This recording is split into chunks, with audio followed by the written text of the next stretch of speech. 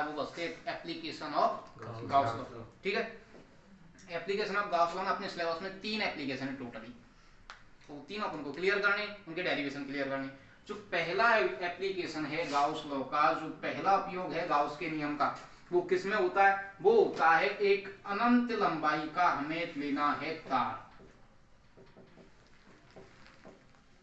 और वो तार कैसा होना चाहिए? वो होना चाहिए आवेशित, वो भी कैसा? एक समान यूनिफॉर्म चार्ज होना चाहिए, यूनिफॉर्मली चार्ज होना चाहिए। एक अनंत लंबाई का एक समान आवेशित तार लेना है, और इसके कारण आपको विद्युत क्षेत्र की तीव्रता निकालनी है।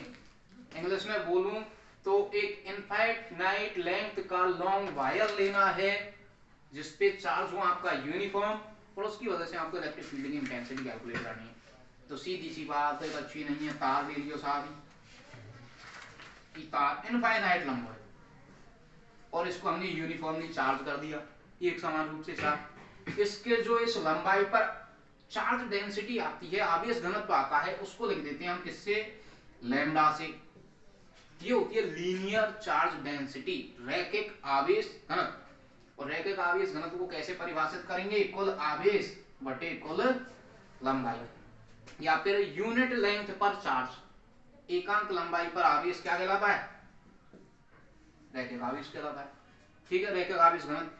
अब हमने लैम्डा को ले लिया सबसे पहली चीज, और इसको हमने चार्ज किया है पॉजिटिव, और ये इसके लिए कोई पॉइंट लिया हमने O, और इस पॉइंट O से स्मॉल r डिस्टेंस पर यहाँ कोई पॉइंट है P, और इस पॉइंट पे हमें इसकी इलेक्ट्रिक फील्ड की इंटेंसिटी को कैलकुलेट करना है। ठीक है, ये तार है, इससे दूर यहाँ पे कोई बिंदु है P, जहां पे इसके चारों ओर जो विद्युत क्षेत्र बन रहा है उसकी कैलकुलेशन करनी है बिंदु P पर, और बिंदु P की दूरी लिया हमने R।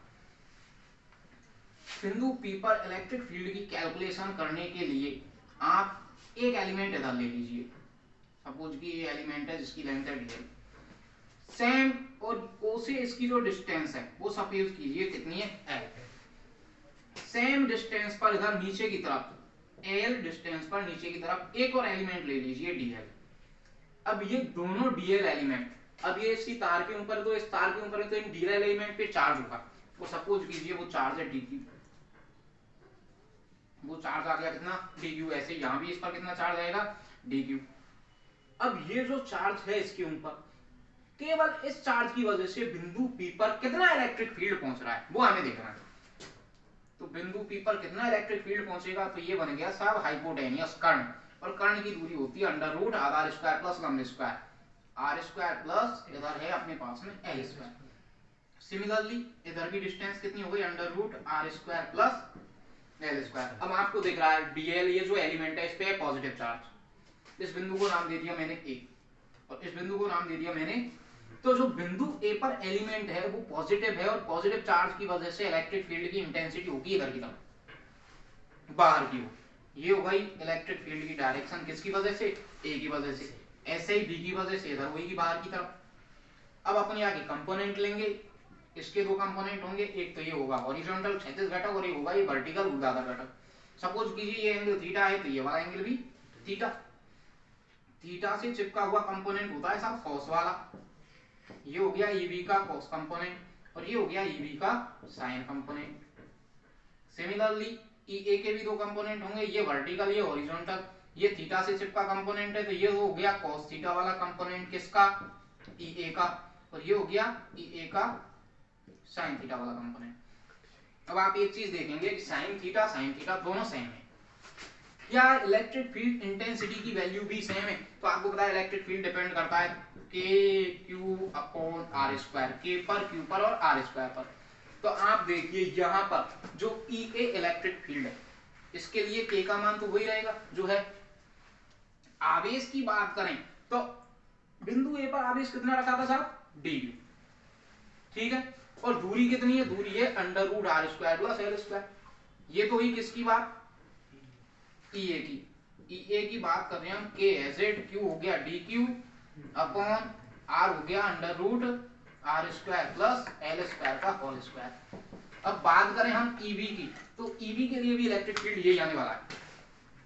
देखिए ईवी की बात करते हैं तो आवेश, सॉरी के का मान तो के, आवेश कितना है बी के लिए, तो बी के लिए यहाँ आवेश कितना है? वही डी क्यू। और दूरी कितनी है, वही √r² प्लस, तो इन दोनों का जो मैग्नीट्यूड है, परिमाण है, वो हो गया समान।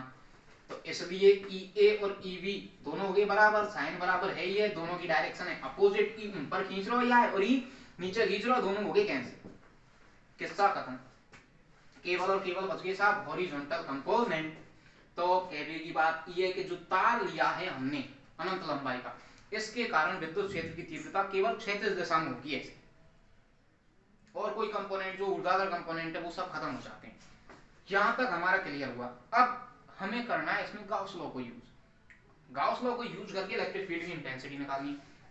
यदि हम नॉर्मल तरीका से निकाले पे बैठे तो कहां तक तो अपन एलिमेंट लेंगे और कहां तक उन्हें जोड़ेंगे, तो हम सीधा सा तरीका काम में लेंगे गाउस लॉ। गाउस लॉ लगाओ और इलेक्ट्रिक फील्ड निकालो। इधर डायरेक्शन की बात हुई, डायरेक्शन तो क्लियर होगी, केवल और केवल हॉरिजॉन्टल क्षैतिज घटक बचे। अब साथ ही दोबारा बायर लियो और क्या बायर के चारों तरफ मुझे ये लेनी है गाउसियन सरफेस, गाउस की सतह, और गाउस की सतह को मैंने बना दिया सिलेंडर, एक सिलेंड्रिकल गाउसियन सरफेस ले ली बेलनाकार। अब या बेलन में 3 सरफेस एरिया है, एक तो ये नीचे को सर्किल, नीचे को वृत्त, एक ऊपर को वृत्त, और एक ये आपकी कर्व सरफेस। 3 सरफेस एरिया होगी। सपोज करो ये S1 सरफेस, ये जो कर्व सरफेस है ये S2 है, और ये S3। S2 के एरिया की बात करें तो S2 को एरिया होगा एक की बात DS2 एलिमेंट। यदि मैं यहाँ पे कोई DS2 एलिमेंट लाऊं तो उसकी डायरेक्शन हो गई ऐसे। पहले कल भी बता रहा हूं मैं पहले लास्ट वीडियो में कि एरिया की डायरेक्शन हमेशा सरफेस के परपेंडिकुलर। S3 की बात करें तो S3 की बात करें तो यहाँ पे जब मैं एलिमेंट लूंगा कोई DS3 तो उसकी डायरेक्शन सरफेस के परपेंडिकुलर लंबवत ऊपर की बात। जैसे यहाँ पे DS1 की डायरेक्शन भी कैसे हो जाएगी, सरफेस के लंबवत नीचे की बात। इलेक्ट्रिक फील्ड कैसे हो, या वायर की वजह से, या वायर पे पॉजिटिव चार्ज और इलेक्ट्रिक फील्ड पहले ही देख लिया अपन ने आभार कि इलेक्ट्रिक फील्ड है ऐसे हॉरिजॉन्टल। तो ई वेक्टर की डायरेक्शन, यहाँ पे भी ई वेक्टर की डायरेक्शन यही हुई, यहाँ भी ई वेक्टर की डायरेक्शन। तो यहाँ पर तो इन दोनों के बीच में एंगल बन गया सब 90, यहाँ पे एंगल बन गया कितना 0, और यहाँ एंगल बन गया अगेन कितना 90।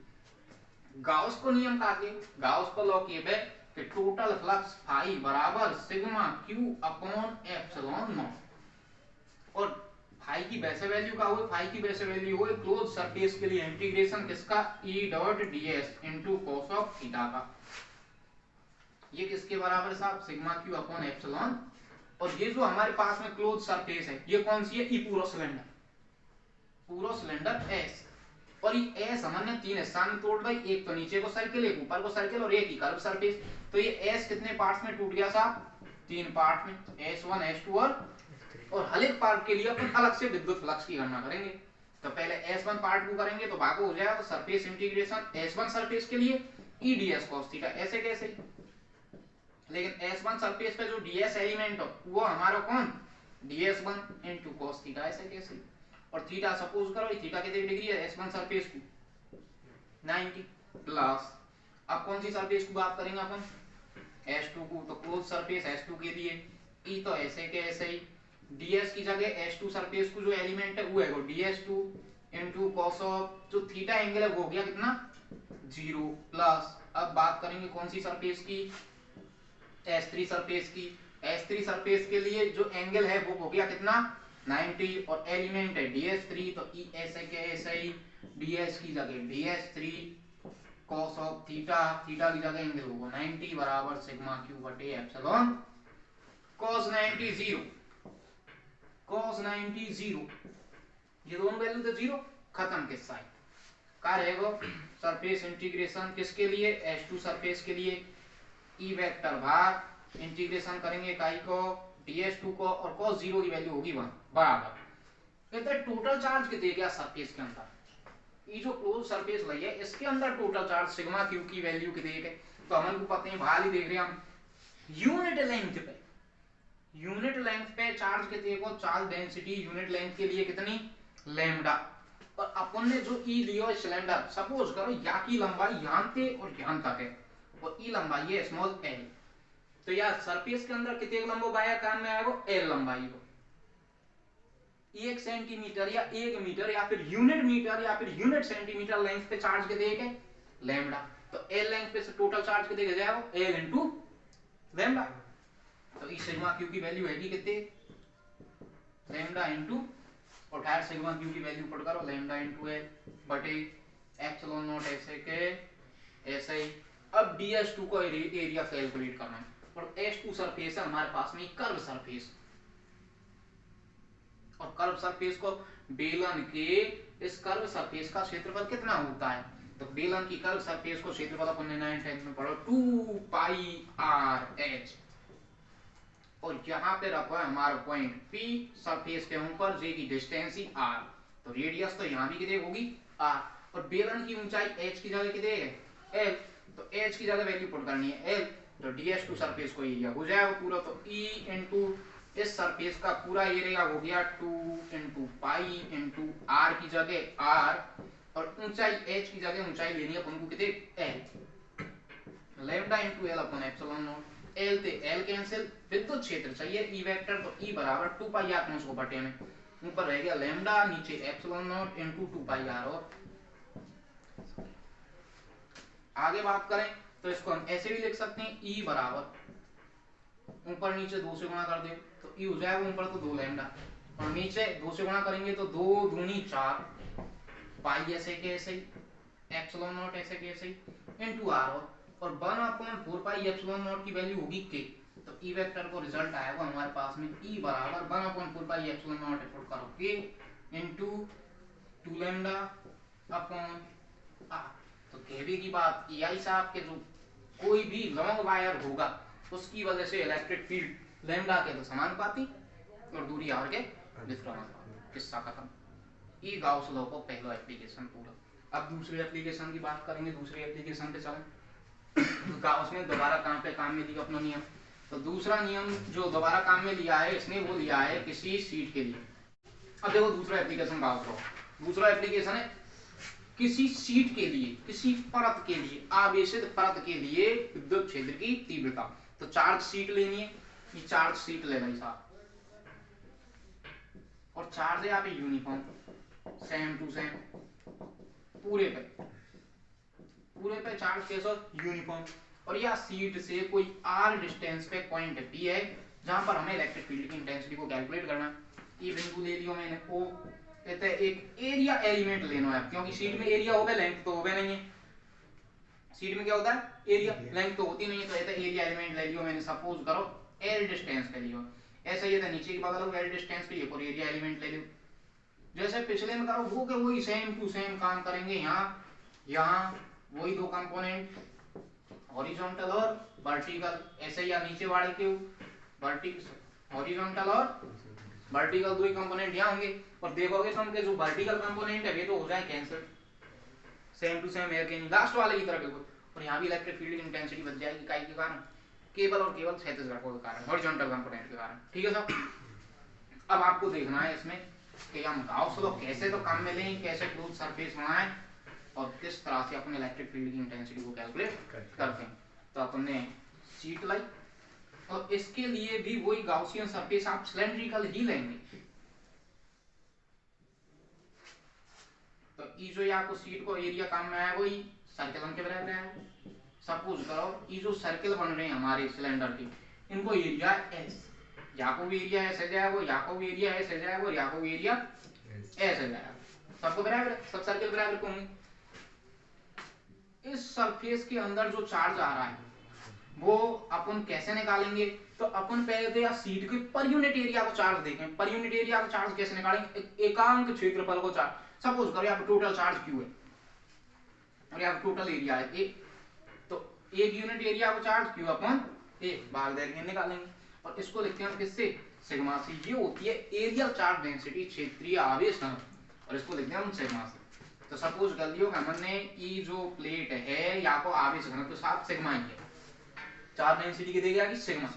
अब हम बात करेंगे इस गाउसियन सरफेस के लिए, तो वही तरीका है सेम टू सेम गाउस का के फ्लक्स सरफेस के अंदर टोटल चार्ज बटे एप्सिलॉन नॉट, लेकिन डेफिनेशन का के फ्लक्स की कि टोटल सरफेस के लिए इंटीग्रेशन करो काई को ई ds cos ऑफ थीटा को। यहाँ सरफेस के भी तीन पार्ट है, ई एक सर्किल S1, ई दूसरा सर्किल S2 और ई कर्व सरफेस S3, लेकिन इलेक्ट्रिक फील्ड हॉरिजॉन्टल है। तो इसके लिए एंगल कितना हो गया, वही सेम टू सेम 0।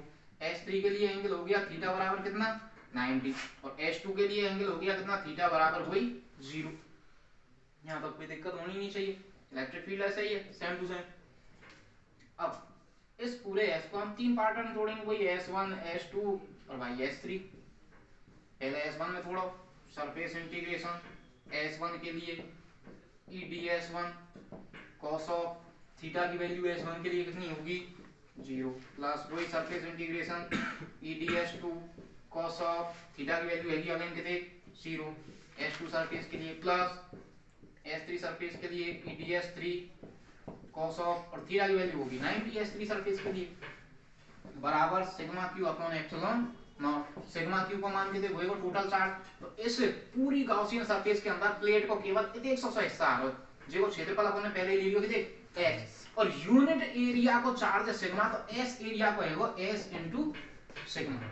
ये तो सिग्मा क्यू की वैल्यू होगी, इधर cos 0 की वैल्यू 1, यहाँ पे cos 0 की वैल्यू 1, तो E1 को साथ E बार सरफेस इंटीग्रेशन किसके लिए ओनली ds1 एलिमेंट के लिए S1 सरफेस के लिए, ऐसे यहाँ पर E बार सरफेस इंटीग्रेशन S2 सरफेस के लिए किसका करेंगे ओनली ds2 का cos 0 की वैल्यू 1 बराबर सिग्मा क्यू की वैल्यू होगी s इनटू बटे एप्सिलॉन नॉट s है के s। कच्ची नहीं करना, S1 के लिए पूरा एरिया कितने के S1 सरफेस ई सर्कल, और सर्कल को एरिया कितने ले रहे हैं यहाँ पर s, तो E होगा E इनटू x प्लस ई ऐसे कैसे H2 सरफेस ई या कोई एरिया कितने का होगी सर्कल को एरिया s बराबर इधर है वो s into sigma upon epsilon ES और ES 2 ES कॉमन आर के नहीं कैंसिल होगा, उधर है वो खाली सिग्मा अपॉन एप्सिलॉन, तो इलेक्ट्रिक फील्ड आओ साहब सिग्मा अपॉन 2 एप्सिलॉन नो, ये दो गुणा में जे तक आगे कौन जाएगा इस सीट के लिए टोटल इलेक्ट्रिक फ्लक्स। तीनों एप्लीकेशन मोस्ट है गाउस की 2023 के एग्जाम में, कोई ना कोई से ये काम फिक्स है। अब तीसरा और लास्ट एप्लीकेशन बचा है हमारे पास में जो हमारे सिलेबस में, और वो है स्फेरिकल सेल। अब बचती है हमारे पास में तीसरी एप्लीकेशन, और तीसरी एप्लीकेशन में हम पढ़ेंगे electric field due to spherical shell. पहले तो सॉलिड स्फीयर के लिए भी था आरबीएससी में, लेकिन अपन को एनसीईआरटी में किसके लिए छोड़ दिया, केवल और केवल स्फेरिकल सेल के लिए, मतलब खोखले गोले के लिए। तो खोखला गोला लेना और उसकी वजह से विद्युत क्षेत्रीय तीव्रता ज्ञात करनी। ये देखिए साहब खोखला गोला अंदर कच्ची नहीं है, मामलो खाली है, बाहर है चार्ज पूरी सरफेस है, और यहाँ पे जो टोटल चार्ज है सपोज करो वो है वो कितने कैपिटल क्यू। अब किसी भी पॉइंट पर इस पर इलेक्ट्रिक फील्ड की कैलकुलेशन के लिए उस पॉइंट की तीन पोजीशन बनती है, और कभी कभी पर्टिकुलर किसी एक कंडीशन के लिए भी क्वेश्चन बनता है इसमें से कि विद्युत क्षेत्र की तीव्रता निकालो जब बिंदु गोले के बाहर है, जब बिंदु गोले की सरफेस पे सतह पे, और जब बिंदु गोले के इनसाइड है अंदर है। तो तीन केस बने, और तीनों में कभी कभार पर्टिकुलर एक केस पूछ गए 1 नंबर में, तो इसलिए फोकस करना है अपन को तो, और ये क्लियर करना, और कच्ची नहीं है हम यूं ही जाएगा सुर्खी में। देखो ये आपको सेंटर होगा, ये आगे रेडियस होगी सपोज करो capital R, let radius of sphere is capital R, त्रिज्या है आर, और यहाँ पे सबसे पहले बिंदु मैंने धर दिया बाहर, और बिंदु पी की दूरी है साहब स्मॉल आर। गाउस लॉ काम में लेना, बुला ले अंकल जी ने, आ जाइए अंकल जी का आके सवन के पहले क्लोज सरफेस ले लो, क्लोज सरफेस ले ले जो कैसी स्फेरिकल है, स्फेरिकल क्लोज सरफेस ले ले और लगा दियो गाउस लॉ। गाउस लॉ का के वो surface integration EDS cos of theta को काई के बराबर है साहब sigma Q upon epsilon not के। इलेक्ट्रिक फ्लक्स किसके बराबर होता है sigma Q upon epsilon not के। अब यहाँ पे सरफेस है ई पूरी, सपोज करो बिंदु पी पे मैंने ये कितने 100 एलिमेंट लियो एरिया को ds, और ds वेक्टर की डायरेक्शन है खिला लीजिए, क्योंकि स्फीयर के कारण बाहर हुई कि 90 डिग्री के एंगल पे बनाएगी सरफेस, तो सरफेस से 90 डिग्री का एंगल बनाया मैंने ही ds एलिमेंट ले लियो एरिया को। इलेक्ट्रिक फील्ड भी ऐसे ही होगा बाहर की बगल रेडियल, क्योंकि ये जो स्फीयर बनो है स्फेरिकल सेल ये पॉइंट चार्ज की तरह काम करता है, और पॉइंट चार्ज के due electric field lines radially outwards होती हैं पॉजिटिव के लिए और इनवर्ड्स होती हैं नेगेटिव के लिए।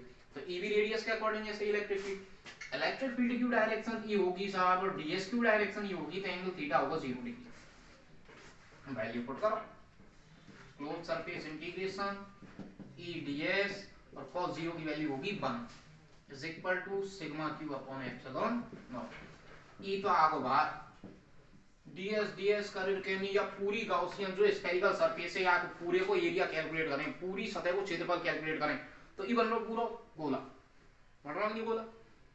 और पिछले लेक्चर में बताया कि गोला को क्षेत्रफल, पृष्ठीय क्षेत्रफल सरफेस एरिया टोटल 4πr²।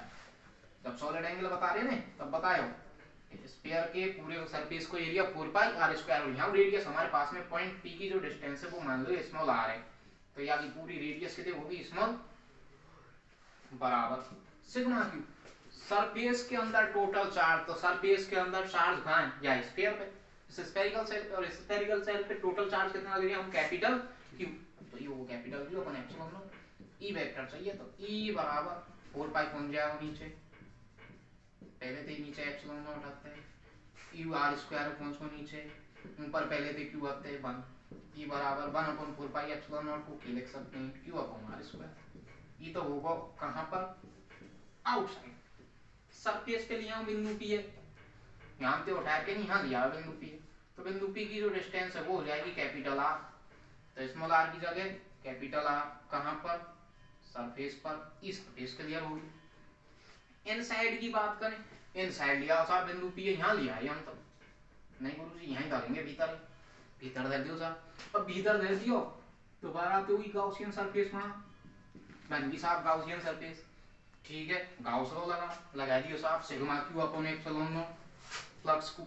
अब यहां तक कोई दिक्कत नहीं है, पर थोड़ी सी देर बाद में एक कलेश है, वो बोले गुरुजी सिग्मा क्यू खान तो लेना, बोले गाउसियन सरफेस के भीतर को लेना, गाउसियन सरफेस का ये अब याद भीतर है का कोई चार्ज, चार्ज तो हम बाहर ही छोड़े, तो टोटल चार्ज का है सरफेस के भीतर 0, और जब सिग्मा की भी 0 है को तो डिवाइडेशन करेंगे तो भाग दे के नहीं रिजल्ट होगा है वो, तो अंदर कोई भी बिंदु हो वहां पे विद्युत क्षेत्र की तीव्रता कितनी जगह है 0, तो electric field inside spherical shell is equal to 0।